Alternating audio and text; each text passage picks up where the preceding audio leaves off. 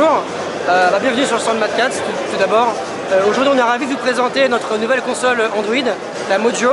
Alors c'est une console Android ouverte, équipée de la Nvidia Tegra 4, donc qui permet des graphismes vraiment au-delà de ce qui pouvait être fait jusqu'à maintenant sur Android. Et surtout son avantage c'est qu'elle est entièrement ouverte, ce qui veut dire que vous pouvez avoir accès à Google Play Store, Tegra Zone et Amazon App Store. D'autres boutiques seront à venir, mais l'idée c'est de se dire que le consommateur possède déjà du contenu, des applications, des jeux, des films, de la musique, et on veut lui permettre de profiter de tout cela sur sa télévision en Full HD. Donc les jeux s'affichent en 1080p et les films peuvent aller jusqu'en 4K. Donc ça c'est assez nouveau. Elle est très puissante, très ouverte et compatible avec toute une gamme d'accessoires Game Smart, avec des souris, des casques, on va dire.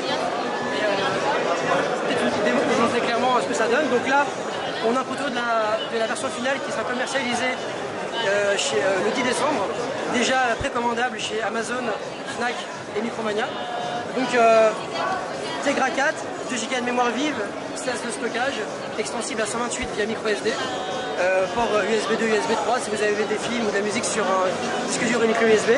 C'est un Media Center. En gros, avec la Mojo, vous transformez votre télévision, quelle qu'elle soit, en Smart TV, Media Center, station de travail et évidemment grâce à la Tegra 4 en console de jeu HD. Donc là vous avez le jeu Riptide GP2. Donc en gros la personne qui a acheté ce jeu, les gens le comprennent bien, ils ont acheté le jeu sur leur smartphone ou leur tablette, autre que sur la console, autrement tout ça grâce au Play Store. Exactement, en fait quand vous démarrez sur la Mojo, vous vous connectez à votre compte Google qui est lié en fait à tous vos achats et vous retrouvez tous vos contenus gratuitement sur votre Mojo. Donc pas besoin de racheter des jeux, des applications, des films, de la musique. En fait on est vraiment sur une plateforme ouverte et officielle et quel que soit le contenu qui aura été acheté sur votre smartphone ou tablette, vous le retrouvez sur la Mojo. Les accessoires sont mobilisés, ils sont connectés en Bluetooth, c'est ça? Exactement, en fait tous nos accessoires sans fil utilisent la technologie Bluetooth 4.0, ce qui offre une latence très basse, une connectivité zéro latence. Et en termes d'autonomie, grâce au Bluetooth 4.0, vous avez vous pouvez aller de 6 mois à 1 an d'autonomie avec une pile dans la souris par exemple. Donc basse latence, autonomie record et surtout compatibilité quasi universelle. Nos souris fonctionnent sur Windows Phone, Android, PC, Mac. Vraiment, le but c'est d'être compatible. Vous achetez votre souris une fois, votre manette, votre casque une fois, et ça marche avec tous vos appareils mobiles sur tous les OS possibles. D'accord, au niveau de la version d'Android, on sera sur quoi? Alors la Mojo est livrée avec la version Android 4.2. Donc évidemment, dès que Android 4.4 sortira, on pourra mettre à jour. D'accord. C'est déjà prévu ça, c'est déjà dans les tuyaux. Évidemment, en fait, voilà. Pour nous, le but c'est toujours de pouvoir vous proposer la console la plus à jour possible. Et évidemment, la version livrée sera 4.2, mais on peut passer à 4.4. Exactement. Voilà, donc la Mojo, c'est vraiment. Alors, elle sera commercialisée à 250 €.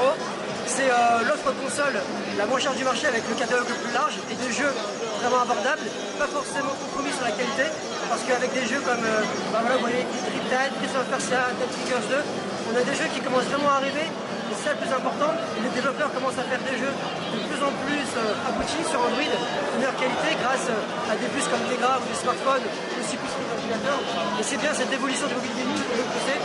Le jeu Android aujourd'hui n'est plus forcément un pays gaming, et c'est ce qu'on veut se trouver avec la Mojo, une console abordable, sans compromis sur la puissance, ouverte sur toutes les boutiques officielles, sans vous ayez besoin de racheter les jeux. Pour l'instant, vu que c'est une console ouverte, est-ce que quand même il y a envisagé du jeu avec des développeurs de jeux ou pas pour le moment? Alors, évidemment, on travaille avec tous les développeurs de jeux mobiles qui sont évidemment très intéressés par cette console.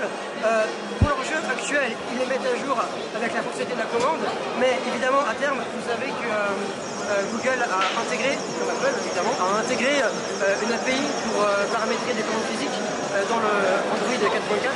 Ça veut dire qu'à partir d'Android 4.4, les développeurs pourront incorporer officiellement des commandes physiques, compatibilité manette. Par conséquent, vous allez voir de plus en plus de jeux à partir de cet OS, arriver et étant compatible avec manette. Mais évidemment, on travaille très en profondeur avec des développeurs très importants que je ne peux citer aujourd'hui, mais qui sont évidemment intéressés par cette machine parce qu'elle permet de sublimer leur jeu sur grand écran, jouable avec manette. Vous savez très bien que certains jeux type FPS, plateforme, ne sont pas forcément jouables avec du tactile. Et l'intérêt, c'est de pouvoir là leur donner toute leur essence. En fait, derrière la Mojo, la philosophie, c'est votre divertissement, votre jeu vous suit n'importe où. Vous commencez une partie en extérieur sur le smartphone, arrivez à la maison, vous jouez sur votre écran de télévision avec la manette. D'accord, donc on a dit le 10 décembre. Le 10 décembre chez Fnac, Amazon, Micromania. Et on précommande dès aujourd'hui sur madcats.com/mojo. D'accord, ok, donc pour Noël, une petite console Mojo. Voilà. Merci beaucoup. Bonne journée.